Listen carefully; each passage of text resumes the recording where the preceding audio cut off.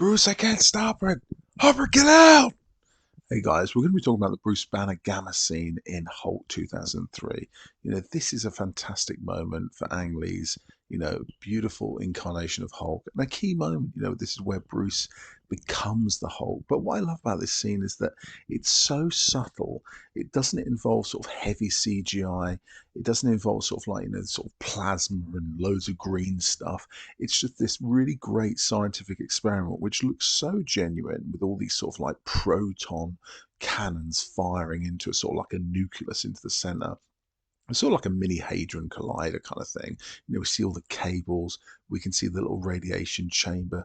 We believe this thing. This is not like some sort of like CG false prophecy. This is a real, genuine science experiment, and the way sort of Eric Banner's working with Harper on it, all of the props come together to make this scene so real and set the pace, when he's tinkering and there's a fried circuit. And it's also casual up until this point where, Eric Banner is sort of like, don't worry, I'm just going to come and have a look at it. Just hold it right there. And he enters the chamber innocently. I love the way that she sort of sees that feeling in her mind of, you shouldn't really do that, but, okay, fair enough. But she kind of knows, that the risk is high. And that only comes as true fruition into a moment, And I love the way that, Banner's sort of bravery and courage is so casual. We almost see that reflection of the Hulk where he doesn't care. He's just going to go in and save people. He's just going to go in and do the act. And it's very clever how Ang Lee brought that into his character where, Eric Banner, the way he plays himself is that he's got a caring side, and we show this right to the end where he takes the shock of the gamma radiation, and as all of a sudden it takes a moment to realize that the gamma exposure is going to hit Harper within seconds.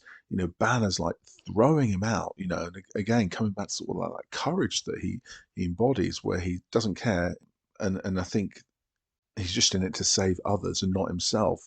And he's just like dives straight in where she's saying, the radiation level's too high, the gamma's going to punch it. What are you going to do, Bruce? And it's like, okay, no problem, I'll take the hit. Harper, get out! And it's like, I love that sort of like moment of, okay, he's going to die, I'm going to die, or maybe I can save his life. I'll take the hit. Bruce Banner makes that choice of saving another person's life over his own. He self-sacrifices.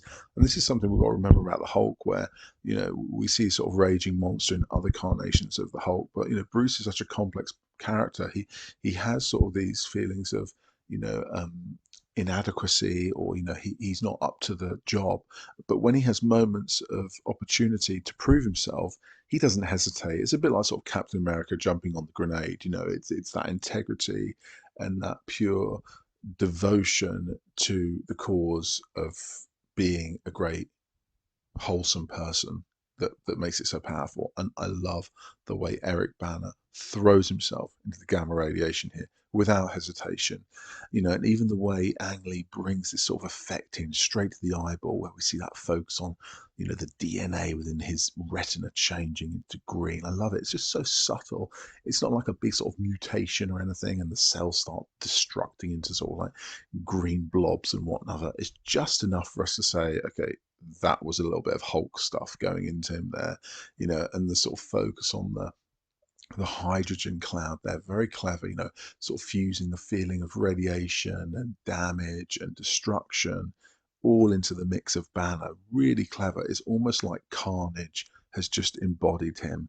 And again, Ang Lee's Hulk is so sort of seeded with so many messages. Only when you watch it over and over again, and you can watch it years and years later, you realize that it's actually a work of art. It's actually so fantastic the way he approached the film.